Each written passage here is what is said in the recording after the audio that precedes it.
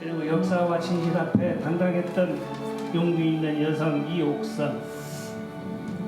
당신을 기억하며 추억하며 당신을 기립니다. 고이 잠들소서. 한 달 전 또 한 분의 할머니가 눈을 감았습니다. 일본군 위안부 피해자 고 이옥선 할머니. 14살 소녀는 심부름을 나갔다 붙잡혀 중국 옌지의 일본 군부대로 끌려갔습니다. 42년 7월 29일 날에 내가 끌려갔다 왔다. 끌려가면 뭐래. 숱한 고통받고 총질하고 칼질하고 매질하고 60년 가까이 흐른 뒤에야 고국으로 돌아올 수 있었던 할머니는 불편한 몸으로 세계 곳곳을 돌며 일본군 위안부의 참상을 알리는 데 앞장섰습니다. 우리가 죽을 때까지 이렇게 돌아다녀야 되니까 어떻게 하나. 그놈들이 맨날 만행만 피우고 다니는데. 향년 97세. 80년 넘는 세월을 기다린 일본의 사과는 끝내 받지 못했습니다. 없어지세요. 언니야, 편안하게 잘 갔지? 잘 될 거야. 언니, 마음 놓고 저기 가서 다 전화요. 모두 보니까 열심히 하고 있더라. 올해는 광복 80주년이자 한일 국교 정상화 60주년이기도 합니다. 지난해 일본 총리가 바뀌었고 이번에 이재명 대통령이 취임하면서 한일 관계도 다시 기로에 놓였습니다. 박정욱 기자가 나와 있습니다. 박 기자, 한일 관계를 이야기할 때 일제강점기 문제를 짚지 않을 수 없지 않습니까? 네, 특히 민감한 부분은 이제 공식적으로 단 6명의 생존자밖에 남지 않은 위안부 피해자 문제입니다. 1991년 김학순 할머니가 처음 피해 사실을 증언하고 34년. 할머니들은 아직 아무것도 해결된 것이 없다고 말합니다. 지난 2021년 1월 위안부 피해자들이 그토록 고대하던 판결이 내려졌습니다. 고 이옥선 할머니 등 12명이 일본 정부를 상대로 제기한 소송에서 처음으로 승소한 겁니다. 소리가 못 들을 줄 알았는데 들으니까 반갑다. 할머니 다 죽기 전에 차례다 달라고 그래. 일본도 할머니를 다 죽기를 기다렸는데. 재판부는 일본군 위안부 문제가 당시 일본 제국의 불법적인 식민 지배 및 침략 전쟁의 수행과 직결된 반인도적인 불법 행위에 해당한다는 점을 명확히 밝혔습니다. 일본 정부는 국가의 주권 행위를 다른 국가에서 재판할 수 없다고 맞섰지만 재판부는 국제 공동체의 보편적 가치를 파괴하는 반인권적 행위까지 재판권이 면제된다고 해석하는 것은 불합리하다고 일축했습니다. 지난 2023년 서울고등법원 역시 이용수 할머니 등 피해자와 유족 16명이 낸 소송에서 일본 정부가 각각 2억 원씩 배상하라고 판결했습니다. 할머니들 하늘 다 푸세요. 고맙습니다. 감사합니다. 고맙습니다. 지난 1991년 드라마를 보다 우연히 어머니가 일본군 위안부 피해자라는 사실을 알게 된 김영만 씨. 갑자기 그 요명의 눈동자를 보시더니 식음을 좀 배하시는 거예요. 깜짝 놀랐어요. 얘기를 들어보니까 일본에 끌려갔을 때 강제로 강간을 하려고 하는데 옷을 벗지 않는다는 이유로 지하실에 끌고 가서 매달아 놓고 매움을 먹이고 그래도 안 들으니까 벌겋게 탈군 인두로 등을 찢어서 기절시키고. 그때부터였습니다. 수십억 원의 사재를 털어 위안부 피해자 유족회를 이끌어온 지 30여 년. 지난 4월 마침내 손해배상 소송에서 이겼습니다. 끝까지 다 안 읽어봤습니다. 당연한 걸 내가 이거 왜 읽어봐. 그러고 덮었습니다.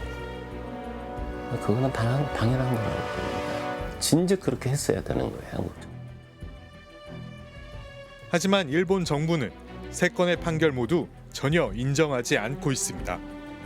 今回の判決につきましては、国際法及び日韓両国間の合意に明らかに反するものであり、極めて遺憾であり、断じて受け入れることはできない旨、すでに韓国側に 근거는 1965년 한일 기본조약의 청구권 협정과 2015년 합의였습니다. 2015년 합의.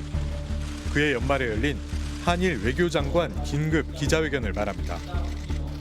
일본군 위안부 문제에 두 나라가 합의를 했다는 내용이었습니다.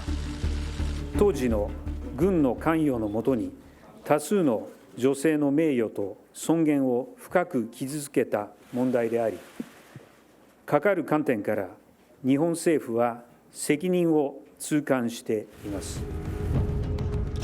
그러면서 일본 정부가 10억엔, 우리 돈 100억 원가량을 출자해 위안부 피해자들을 지원하는 재단을 만들겠다고 밝혔습니다. 대신 국제사회에서 위안부 문제 비판을 자제하고 일본 대사관 앞에 설치된 소녀상을 이전하고자 노력해달라고 요구했습니다. 양국은 이 합의로 일본군 위안부 문제가 최종적이고 불가역적으로 해결됐다고 했습니다. 이번 발표를 통해 일본 정부와 함께 이 문제가 최종적 및 불가역적으로 해결될 것임을 확인한다. その先の世代の子どもたちに謝罪し続ける宿命を背負わせるわけにはいかない。 피해 할머니들은 책임을 통감한다는 표현도 법적 배상금이 아닌 모호한 돈의 성격도 도저히 받아들일 수 없었습니다. 쓸데도 없는 회가 됐어. 우리 말을 안 듣잖아 지금. 그렇지만 박근혜 정부는 화해치유재단 설립을 강행하더니 지원금 지급도 밀어붙였습니다. 정부에서 일본에서 돈 받고 할머니들 도로 팔아먹었구나. 이렇게밖에 분석할 수 없어요. 우리가 1억 원 받으려고 이때까지 사왔나? 1억 원이라 하는 거는 1,000억을 줘도 우리는 받을 수가 없다. 2015년 합의는 국무회의 심의나 국회 동의를 거쳐야 하는 조약도 아니었고 심지어 공식 명칭도 합의문도 없었습니다. 굳이 말하자면은 2015 구두 합의라고 할 수나 있나. 양국의 외교장관이 각각 자기 입장에서 세 가지 내용을 입장을 갖다 밝힌 것을 서로 교환하고 있는 거에 불과하거든요. 공식적인 어떤 명칭을 가진 합의문이라고 하는 걸로 존재하지가 않습니다. 유엔도 인권적 접근이 부족했다며 개정을 권고했지만 Esfuerzos deben redoblarse para garantizar que se investiguen, reconozcan, conmemoren y reparen exhaustivamente el conjunto de violaciones y el sufrimiento de todas las víctimas.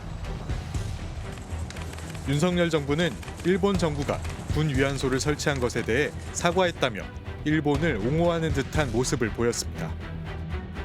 윤석열 정부가 이 판결이 날 때 뭐라고 했냐면 사실은 공식적인 입장이나 외교부 무슨 서면 입장문이 나와야 되는데 그게 하나도 나오지 않고 그냥 기자들에게 2015 한일합의 정신을 준수한다 이런 말도 안 되는 이제 이건 뭐 동문서답이죠 일종의. 2015년 합의 이후 10년. 46명이었던 생존 피해자는 이제 단 6명만 남았습니다. 이제 100세를 눈앞에 둔 이용수 할머니는 도대체 무엇을 더 해야 하냐고 우리 정부에 묻고 있습니다. 말로 이건 거짓말 되니까 법적으로 하자 했는데 일본 법과 한국 법과 법으로 했어요. 해가지고 다 성의를 했지 않습니까? 그러면 일본이 또 항소도 안 했어요. 항복했어요. 그러면 이제 해결하면 될 텐데 해결을 안 하는 이유가 뭔지 모르겠어요. 그러니까 그거는 우리 정부가 잘못해서 그렇지 싶어요. 우리 정부가 윤석열 전 대통령과 기시다 후미오 전 총리의 한일 관계에선 친일 외교, 굴욕 외교 논란까지 일지 않았습니까? 네, 그 논란을 부른 것이 바로 윤석열 정부가 강제동원 피해자에 대한 해법으로 들고 나온 제3자 변제입니다. 제3자 변제안이 추진된 뒤 어떤 일들이 벌어졌는지 취재했습니다. 대법원에서 일제 전범 기업을 상대로 한 손해배상 확정 판결을 받은 강제동원 피해자들에게 정부 산하재단이 민간에서 기부를 받아 배상금에 해당하는 돈을 주는 이른바 제3자 변제. 윤석열은 한국 사람인가 조선 사람인가 어느 나라에서 온 사람인지를 모르겠습니다. 그런 돈은 꼭 굶어 죽어도 안 받아요. 일본에서조차 놀랐습니다. 이렇게 하면 한국 국내 정치에서 괜찮을지 모르겠는데 우리로서는 이것이 학수고대하던 해법인 것 같다. 일본이 나머지 반컵을 채우면 된다던 자신만만했던 해법. 앞으로 이어질 일본의 성의 있는 호응에 따라서 그 물컵은 더 채워질 것으로 기대를 합니다. 하지만 2년이 훌쩍 지난 지금까지 일본 기업이나 단체가 내놓은 돈은 단 한 푼도 없습니다. 기부금이라는 명목으로 뭐 일본 기업의 참여를 바란다, 선의를 어떻게 보면 구걸하는 거죠. 얘기했는데 전혀 일본은 호응하지 않고 있습니다. 국내 기업들 중 돈을 낸 곳은 포스코가 유일했고 정부가 만든 일제 강제동원 피해자 지원재단은 아무 관련도 없는 경제단체에 손을 벌렸습니다. 재단 쪽에서 아마 저희 쪽으로 찾아왔었다고 하더라고요. 저희한테 좀 도움을 요청했었다고 해요. 경협 차원에서 이렇게 기부가 진행된 것이다. 기부를 하는 것과 네. 경협과 어떤 연관관계가 있다라는 말씀이신 건지. 14살 어린 나이에 일본 나고야의 미쓰비시 중공업 항공기 제작소에 끌려가 강제 노동에 시달렸던 박혜옥 할머니. 돈 싫어하는 사람이 있겠습니까? 하지만 그게 전혀 논리적으로 이치적으로 따졌을 때 맞지 않는 돈인데 이게 해결이 됐다 이렇게 끝낼 수는 없다는 거죠.